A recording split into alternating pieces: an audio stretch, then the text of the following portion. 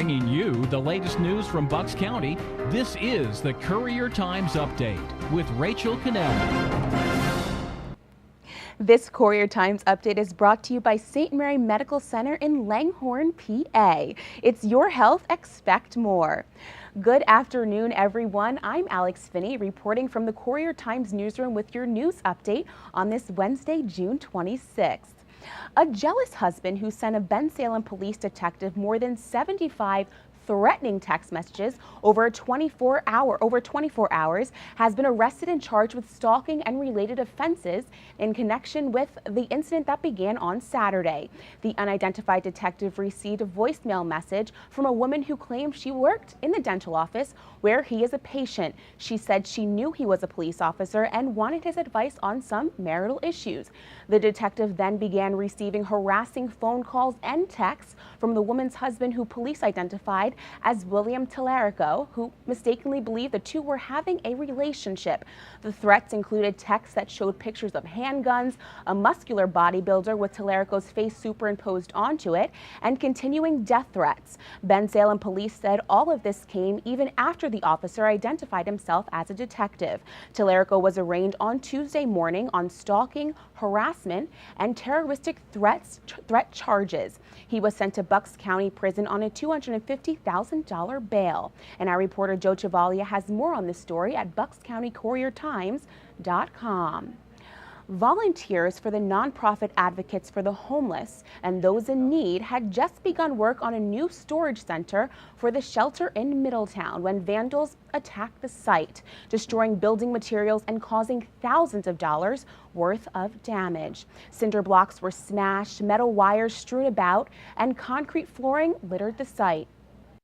It's just devastating. I don't know. I think they're, coming in with sledgehammers or whatever and just breaking the block, and it's a sad situation. There's thousands of dollars in damages here, and I don't know how we're gonna overcome and get this going again.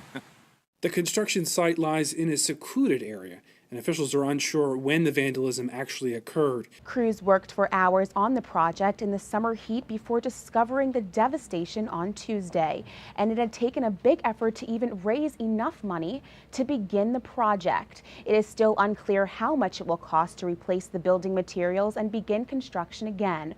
For more information on the advocacy group or to make a donation to the cause, you can call 215-550-3868 or visit www.advocatesforhomeless.org. Reporter Jane McGinnis has the full video and details on our website. This is a really sad story. A 70-year-old Bensalem woman was killed Tuesday after her car veered into a pole, then struck a dump truck on Route 413 near the Newtown bypass. Police say that Patricia Zarnecki was driving her Honda Civic north when, for an unknown reason, the car left the roadway and struck the pole. After striking the pole, the car veered back onto the road, where it collided with the dump truck that was stopped at a red light at the bypass. Zarnecki was seriously injured in the crash and was later pronounced dead at a nearby St. Mary Medical Center. The dump truck driver was not hurt, and police say drugs and alcohol were not a factor in the crash, and that Zarnecki may have suffered a medical problem prior to losing control of her car. Reporter Joe Chavalia has more on this story online.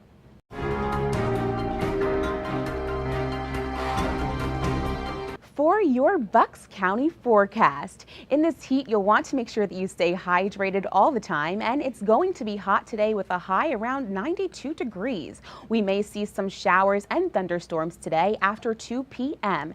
And tonight will be mostly cloudy with a low around 73. Tomorrow will also be mostly cloudy with a strong chance of thunderstorms and a high around 87.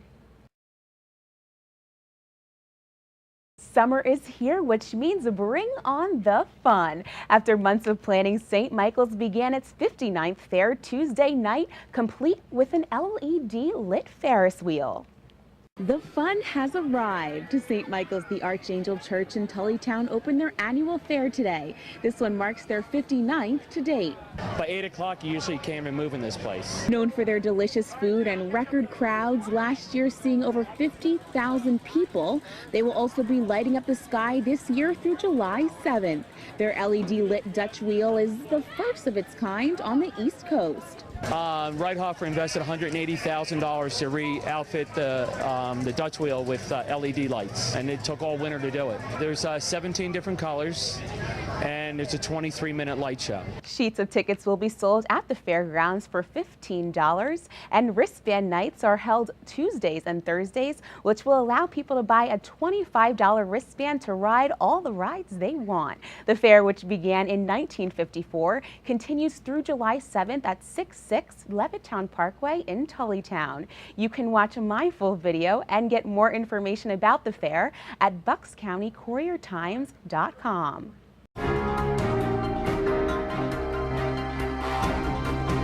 The Falls baseball team continued its recent strong play on Tuesday with a 3-2 win over Yardley Morrisville in a lower Bucks League game at Pennsbury.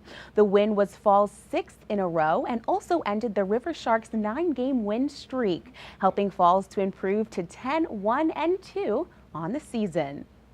Falls now is officially the hottest team in the league, having won 6 straight. I was just trying to stay back and get a ball in there for a sac fly. I struck out 2 times earlier, so I was trying to redeem myself a little bit, make sure I did the job.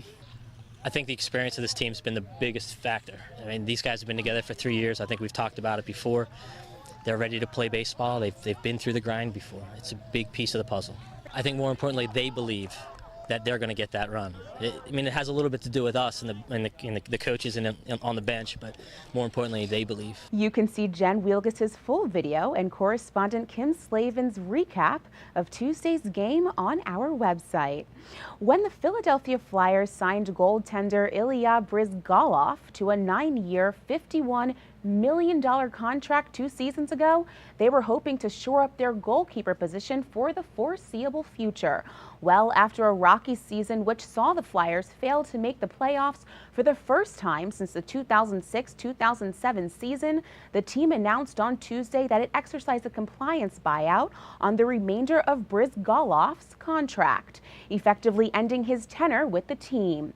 While he showed flashes, Bryzgalov never put together enough stretches of consistent performance to validate his contract with the Flyers. There was also talk on the team that he did not mesh well with the players and coaches. The move will save the Flyers about $5 million per year in cap money, while Bryzgalov will walk away with over $22 million as part of the buyout. Reporter Wayne Fish has more on this story and what is next for the Flyers on our website. Now here's a look at what we're working on today in the newsroom. An art show is coming to Bucks County.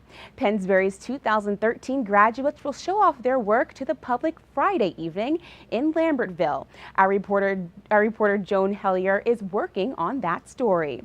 The final votes on the Bensalem and Bristol Township school budgets come up this week, and our reporter Danny Adler will be keeping us up to date on that.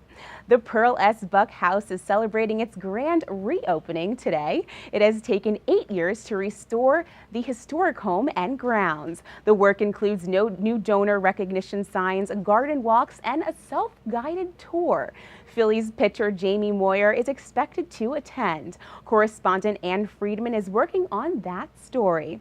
And of course, you can find updates on all these stories at buckscountycouriertimes.com, or you can follow me on Twitter for your latest local news.